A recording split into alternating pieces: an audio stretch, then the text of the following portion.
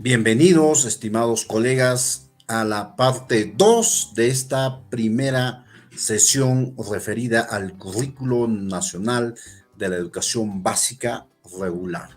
Entonces, adelante, vamos allá a incidir, vamos allá a profundizar, colegas, en este curso. A ver, el Perú como sociedad, ¿ya? Y el currículo como intención educativa debe responder a las tendencias sociales actuales. Las tendencias sociales actuales en el mundo y por supuesto en nuestro país cuestionan la forma como la educación se ha venido dando. No en vano, no, hemos escuchado muchas veces lo siguiente, ¿no? Tenemos escuelas del siglo XIX, ¿ya? Tenemos docentes del siglo XX y tenemos estudiantes del siglo XXI. No hay una coherencia entre esos elementos y esto obviamente nos produce bastantes preocupaciones, ¿no? La escuela no está respondiendo a las tendencias sociales actuales. Pero ¿cuáles son esas tendencias? Bueno, desde el Currículo Nacional de la Educación Básica se han identificado 4 grandes tendencias que tienen que ver, uno, con el emprendimiento, ¿sí? Cómo desde la escuela fomentamos ese emprendimiento. Lo otro es el dominio, el uso de los conocimientos, no la acumulación solo de los conocimientos, sino el uso de los conocimientos para resolver problemas. Hay otro tema muy importante que es el tema de la globalización, ¿no? Que no es nuevo. Entonces el Perú tiene que responder también, la escuela tiene que responder a la globalización. Y finalmente el trabajo. Tenemos nuevas formas de trabajo, tenemos nuevas demandas laborales. Muy bien, ahora sí vamos allá detallar cada uno de estos. Empecemos con lo que es el emprendimiento. Actualmente, ¿no?, necesitamos de personas emprendedoras, se dice, ¿no? Incluso hay un enfoque transversal que ya lo vamos a trabajar más adelante, ¿no? El enfoque de la búsqueda de la excelencia, ¿no? Actualmente tenemos gran cantidad de información que se va incrementando día a día, mes en mes, año en año. Entonces, necesariamente necesitamos, ¿no?, una educación que prepare para el trabajo, pero que no quede solo ahí como una frase, ¿no? Porque ¿cuántas veces hemos escuchado que la educación debe preparar para el trabajo, para el mundo laboral, para el emprendimiento, ¿no? Pero en la práctica no se está dando. Entonces necesitamos personas creativas, necesitamos personas que trabajen en equipo, personas que ideen, ¿no? Como ese foco que estamos viendo, ¿no? Que nos da una idea de pensamiento, ¿no? Y bueno, definitivamente el emprendimiento obviamente es una necesidad fundamental de nuestras escuelas, de nuestros estudiantes. Entonces, la primera tendencia social actual es que necesitamos formar personas emprendedoras.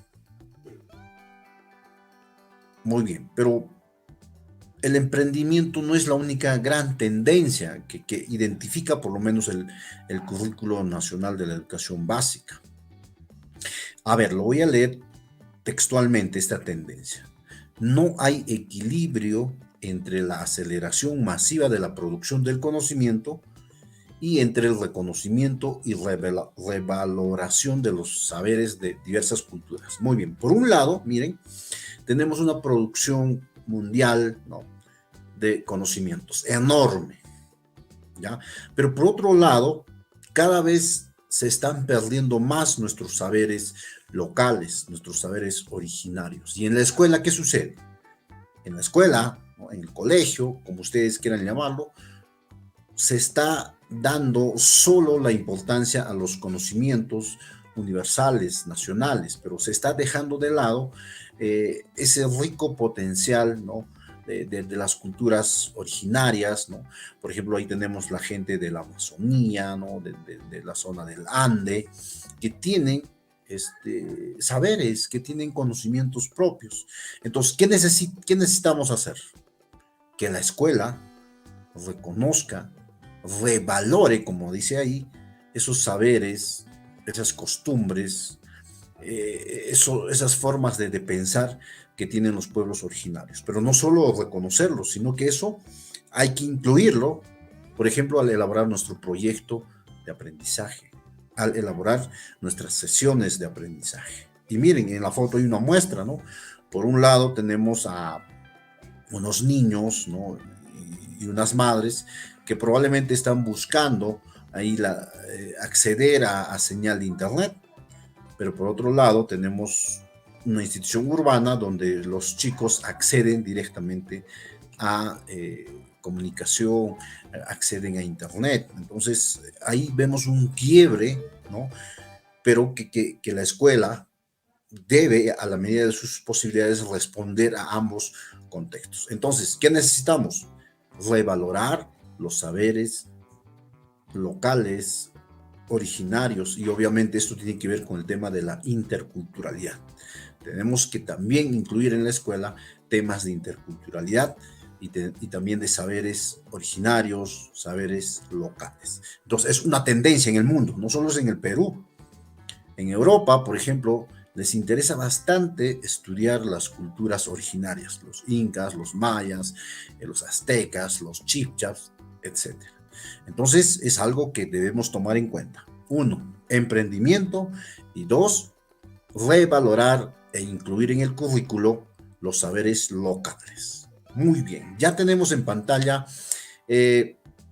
la tercera tendencia de la sociedad actual, la globalización. Pareciera increíble, ¿no, estimados colegas? Hasta el año 2019, antes que inicie esto de la pandemia, ¿no? Se hablaba de las TIC, ¿no? De las tecnologías, de la información, de la comunicación. Se hablaba de la necesidad de dotar a las instituciones de tecnología. Pero en la práctica, eso era letra muerta. Y tuvo que pasar esto del COVID para que recién, ¿no? Nuestras autoridades y los mismos docentes demos el valor verdadero que tienen, por ejemplo, estas tecnologías de la información y de la comunicación. En otras palabras, la globalización, la sociedad actual, ¿qué le demanda a la educación? Que la educación debe usar las tecnologías. Ya tiene que usar, tiene que recurrir a las tecnologías de la información, a las tecnologías de la comunicación. Usar, por ejemplo, los celulares, ¿no? Ya no solo como un medio de comunicación o de juego para los estudiantes, sino como una herramienta, ¿no? Didáctica, una herramienta de aprendizaje. Pero de nada serviría la tecnología si nosotros no innovamos nuestra práctica. El profesor tiene que innovar, tiene que primero apropiarse, ¿no? De estas tecnologías y luego, una vez que ya se ha apropiado, darle un uso didáctico a estas tecnologías para lograr profundizar el desarrollo de competencias en sus estudiantes. Pero esta innovación tiene que ser constante. No es que ahora que estamos con el COVID innovamos, pero el próximo año dejamos de innovar. No. Una tendencia enorme que tenemos en el mundo entero es que la educación responda y use a los retos de la tecnología. Use las tecnologías de la información y la comunicación, y por supuesto necesitamos una innovación constante de nuestros docentes en nuestro país. Muy bien, continuamos y ahora tendremos la tendencia 4. Son tendencias que se han identificado en el Currículo Nacional de la Educación Básica. Probablemente existan otras tendencias que se van a ir incorporando. Esta tendencia se refiere al cambio drástico en el ámbito laboral. Miren, los trabajos van cambiando a medida que transcurre el tiempo. Por ejemplo, después de la Segunda Guerra Mundial, el trabajo básicamente se concentraba en las fábricas, ¿no? Y la educación debía formar operarios. Por eso también ahí primaba el enfoque conductista. La educación debía formar masas, ¿no? De empleados para que trabajen en las fábricas, ¿no? Pero actualmente estamos en el siglo XXI, post pandemia incluso. Entonces existen nuevos trabajos, nuevas necesidades. Eh, para nada es raro ya hablar, por ejemplo, del teletrabajo, ¿no? Del trabajo a distancia. Por ejemplo, los docentes universitarios, las mismas capacitaciones que se hacen ya son de modalidad virtual, en algunos casos semipresencial. Actualmente necesitamos, por ejemplo, ingenieros, pero ambientales, que muy poco se está formando, ¿no? Necesitamos comunicadores, pero que también manejen tecnología, que manejen habilidades blandas. Actualmente, por ejemplo, todo profesional, además de tener un título, definitivamente tiene que desarrollar habilidades blandas, por ejemplo, la escucha activa, la empatía, ¿no? La asertividad, el diálogo, etcétera, etcétera. Es decir, las tendencias de trabajo van cambiando. Actualmente necesitamos, por ejemplo, técnicos. Los institutos tecnológicos, las universidades técnicas necesitan que se les dé mayor importancia. Por ejemplo, tenemos muchos abogados, tenemos muchos ingenieros, incluso tenemos muchos docentes, digamos son carreras tradicionales. Actualmente necesitamos de otro tipo, digamos, de profesionales, ¿no? Que deben responder a estas demandas.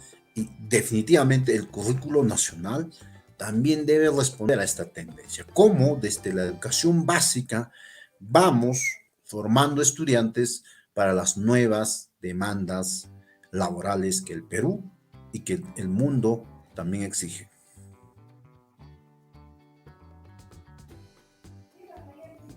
En Tander aprendemos contigo.